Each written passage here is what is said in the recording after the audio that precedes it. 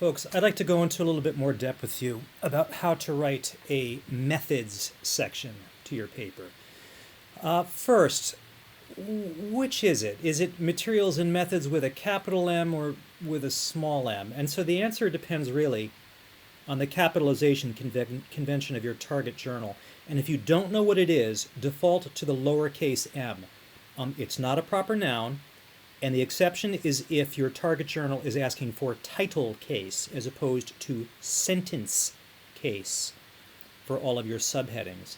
And if it is sentence case, then it is a lowercase m. So,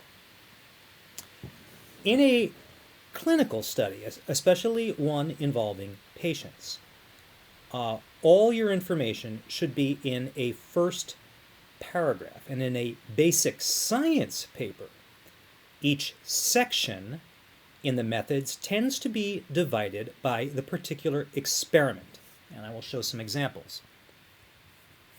So here's a who, what, how many, when, and where paragraph. Here's who, 1,200 perimenopausal women. What they had something, an invented illness I call BMS, when the study was conducted, and where it was conducted. Now, sometimes the location will be blinded on purpose at the request of the target journal so as to minimize any potential bias on the part of the reviewers. So you could say simply at our hospital instead of at Edward Boney Memorial or whatever I called it. Okay. In clinical studies involving patients, there should be at least minimal discussion of the selection criteria, which of course consist of inclusion and exclusion criteria. If this is not in a paper that involves patients, then you should make a note of it, okay? And go back and have somebody write one. The strictness and the laxity of the selection criteria are going to become important when you consider the methodological limitations of the study in the discussion. And there's going to be a separate video all about writing a discussion. So, inclusion criteria. Writing inclusion criteria is not as straightforward as you might think. Many authors include the giving of consent as an inclusion criterion. If the patient does not meet inclusion criteria, they are not invited to give consent. That goes without saying. Other authors confuse inclusion criteria for things that are the opposite of exclusion criteria. For example, they'll say things like, no comorbid diseases such as atherosclerosis. Okay, that's an exclusion criterion, not an inclusion criterion. Okay, now, so when we talk about exclusion criteria, in clinical studies, we're often talking about other comorbidities that a patient might have, other diseases and conditions that might confound the results of the study. And so patients are not invited to participate. So here's an example. Inclusion criteria were as follows. The age at the time of first surgery must be more than 18 years. The diagnosis must include FSV, whatever that is. Patients have not undergone any previous operations to palliate FSV, and for complete clinical data and follow-up results until September 2018 were available. And here's some examples of exclusion criteria. Exclusion criteria were as follows. Patients were less than 18 years of age, patients had undergone other palliative surgeries in other hospitals, and patients were lost to follow-up before September 2018. So in both those examples, one of the important things to look for is parallelism. And the selection criteria may not be elegantly written, but at least they should be written in parallel.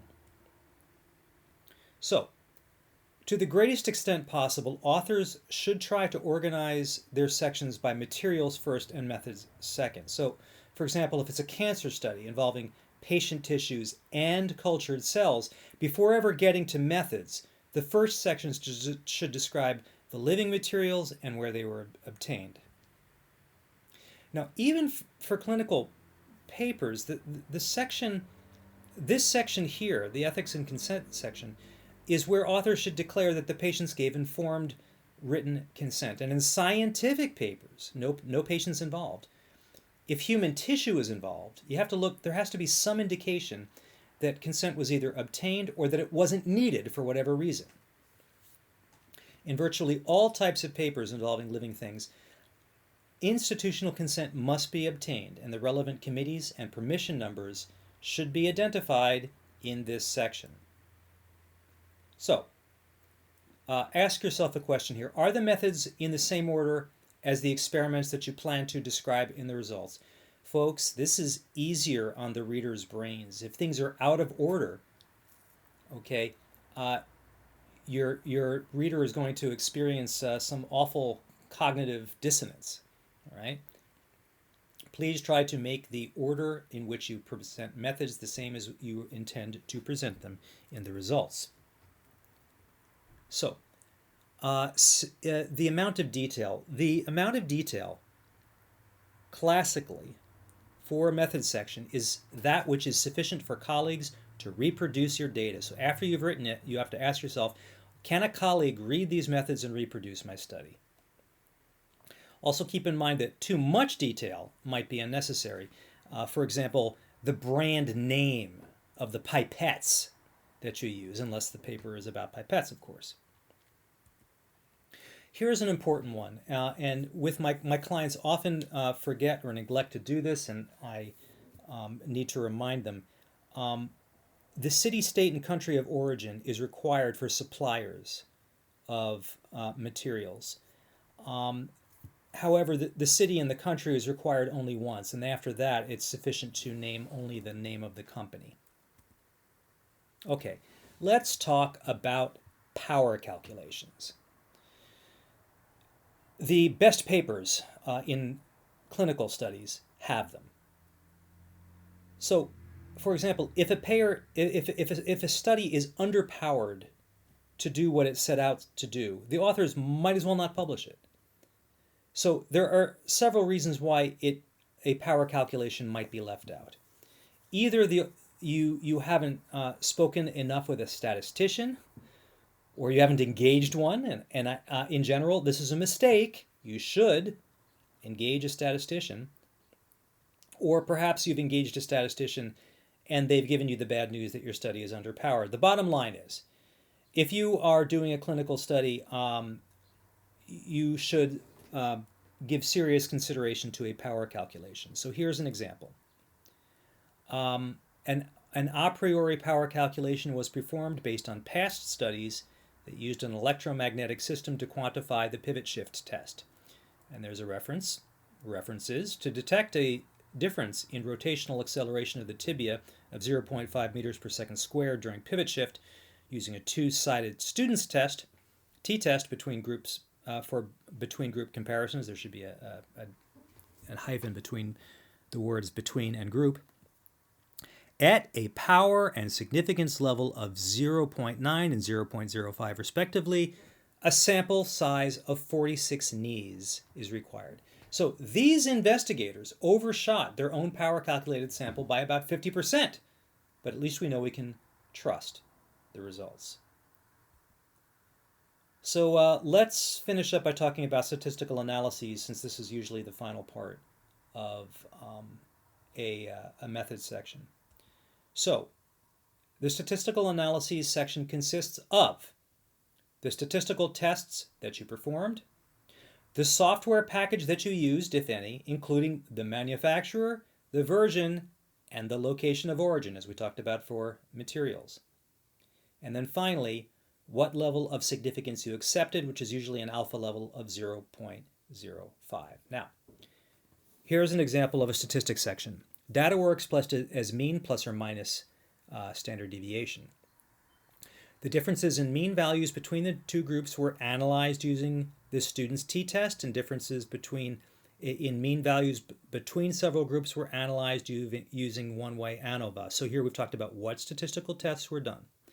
Now, what did we do to do the analysis? Did we do this in our heads? No. All statistical analyses were performed using SPSS version 17 and GraphPad Prism 5.0.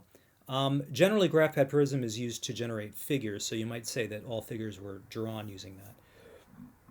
And here they've said the chi-square test was used to determine associations, etc., etc., etc., and that they calculated standard curves using a very typical method, which is Kaplan-Meier. The final part is pretty important. All p-values were two-tailed. P less than 0.05 was considered statistically significant. So that's all I've got on method section. Folks, if you are having difficulty writing your method section, or if you need any help writing your paper whatsoever, contact me at info@libertymedcom.com.